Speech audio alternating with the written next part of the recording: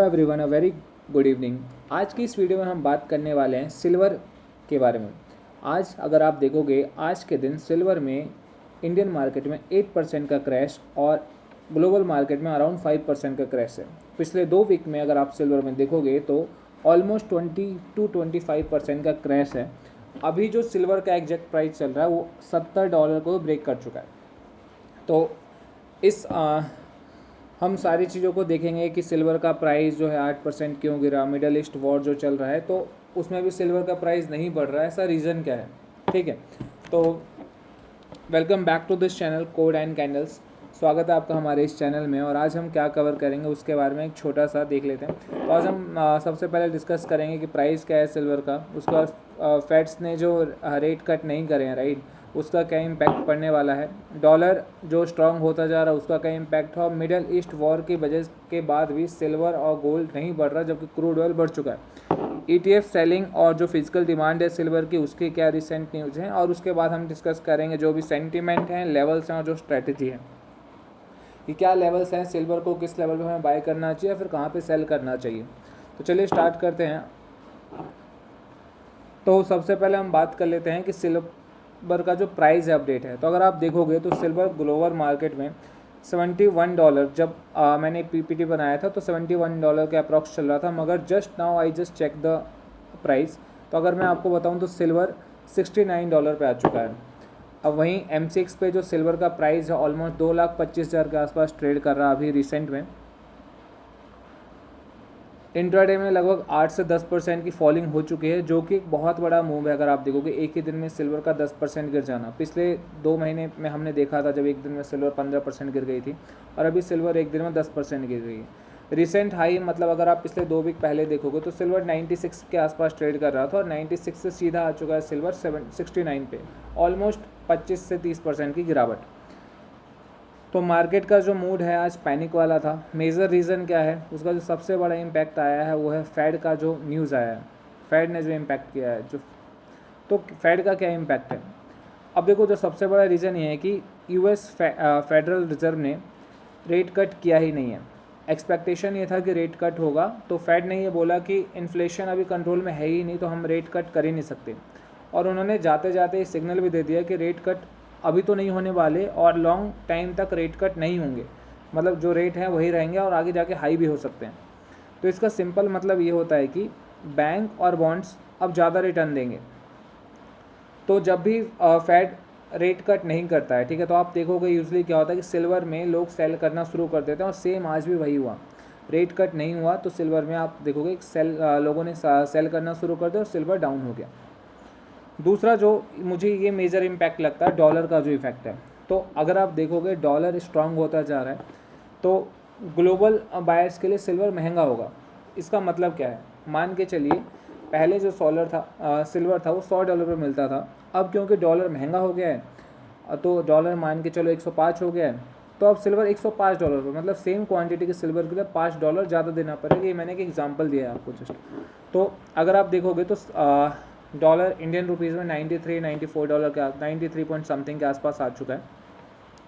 तो जब भी डॉलर का प्राइस बढ़ता है तो आप देखो सिल्वर कहाँ ट्रेड होता है, सिल्वर डॉलर में ही ट्रेड होता है।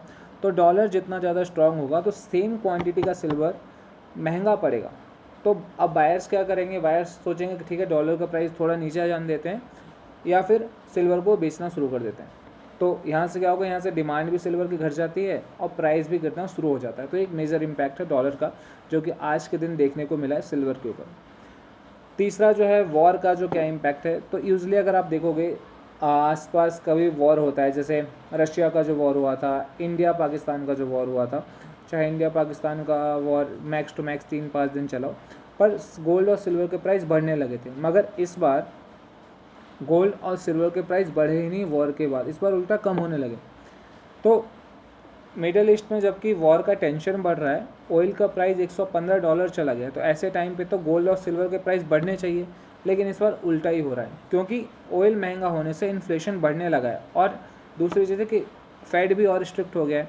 तो मार्केट को डर है कि रेट और लंबे टाइम तक और हाई रह सकते हैं, इसलिए सिल्वर नहीं बढ़ रहा। अब हम देख लेते हैं ETF में जो सेलिंग का प्रेशर। अगर आप देखोगे तो 7% 8% गिरने के बाद, मान के चलिए आपने अगर 100 रुपये मार्केट में लगाया है और आप एक न्यू इन्वेस्टर हैं, तो आप देखोगे अचानक से सिल्वर $92 चला गया। यूट्यूब इस सब पे आप अगर देखोगे तो बोलेंगे कि सिल्वर में आज 10% की गिरावट, कल भी गिरावट ज़्यादा से, तो एक पैनिक मोड क्रिएट होता है। तो इस वजह से सेलिंग करना लोग शुरू कर देते हैं। और दूसरी चीज़ हम देखेंगे तो फिजिकल डिमांड है ना, तो सिल्वर की जो फिजिकल मार्केट में भी शॉर्टेज चल रही है, तो फिजिकल डिमांड भी कम है। तो फिजिकल डिमांड वैसे तो बहुत स्ट्रांग है, मगर अभी मार्केट में सिल्वर की शॉर्टेज चल रही है। सोलर और ईवी इंडस्ट्री में भी एक बहुत अच्छा डिमांड है सिल्वर का। तो अगर देखा जाए तो सिल्वर लॉन्ग टर्म में तो एक अच्छा खासा डिमांड है ही, मगर शॉर्ट टर्म में क्योंकि फेड का जो न्यूज़ आया है, डॉलर स्ट्रांग हो रहा है, तो उस वजह से लोगों ने सेलिंग करनी शुरू कर दी सिल्वर में।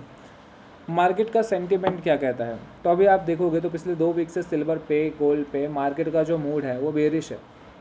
ठीक है, प्रॉफिट बुकिंग हो रही है, पैनिक हो रहा है। और 1 साल की जो रैली चली है सिल्वर में, तो उसके बाद करेक्शन तो नेचुरल होता है, राइट। तो मार्केट अगर देखोगे तो मार्केट बेरिश है, और ट्रेंड अभी हम देखें तो गिर रहा है सिल्वर। ये नहीं कि सिल्वर बढ़ रहा है, सिल्वर ने नया हाई टच किया, सिल्वर अभी गिर रहा है।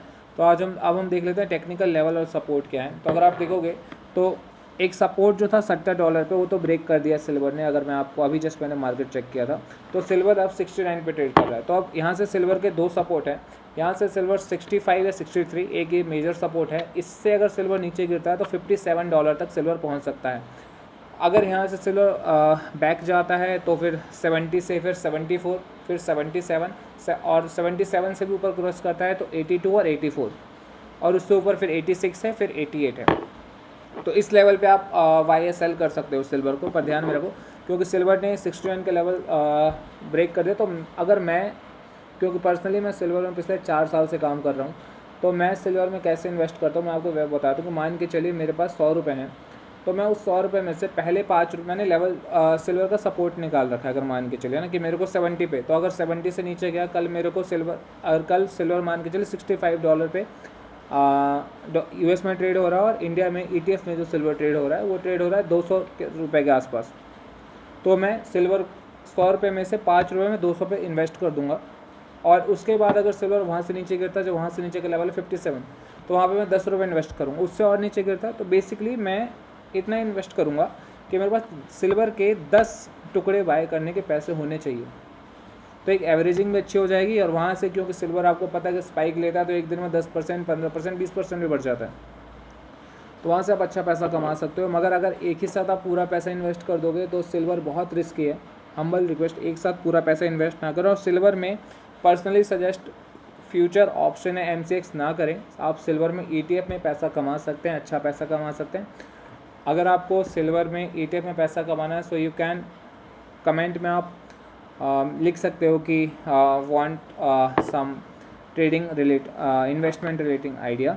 सो मैं आपको पर्सनली अपना व्हाट्सअप नंबर शेयर कर सकता हूँ, और वहाँ से हम कनेक्ट कर सकते हैं। तो स्ट्रैटेजी क्या है, बाय करें या वेट करें। मेरा ऐसा मानना है कि $70 का जो सपोर्ट है ब्रेक हो चुका है, तो अभी हमें $65 का, $63, $65 का वेट करना चाहिए। वहाँ से फिर सिल्वर जब, और वहाँ पे आप कुछ इन्वेस्टमेंट कर सकते हो। वहाँ से अगर सिल्वर 57 या 55 पे जाते हैं तो एक स्ट्रॉन्ग सपोर्ट है, वह उसके मुझे नहीं लगता कि अभी सिल्वर को $55 के नीचे गिरना चाहिए। तो ये है सपोर्ट। तो मैंने आपको बता दें कि 55 एक बहुत ही स्ट्रॉन्ग सपोर्ट है। अगर सपोर्ट ब्रेक करता है, मतलब वापस से सिल्वर 74 इस सब के आसपास ट्रेड कर सकते हो, तो आप इन्वेस्टमेंट कर सकते हो धीरे धीरे। आपका क्या व्यू है, आप प्लीज़ ज़रूर बताना कि आप सिल्वर को बाय करना चाहेंगे, सिल्वर को एक अच्छे सपोर्ट का वेट करेंगे नीचे के लेवल आने का। Thank you so much. अगर आपको ये वीडियो पसंद आती है तो सब्सक्राइब कर दें, शेयर कर दें,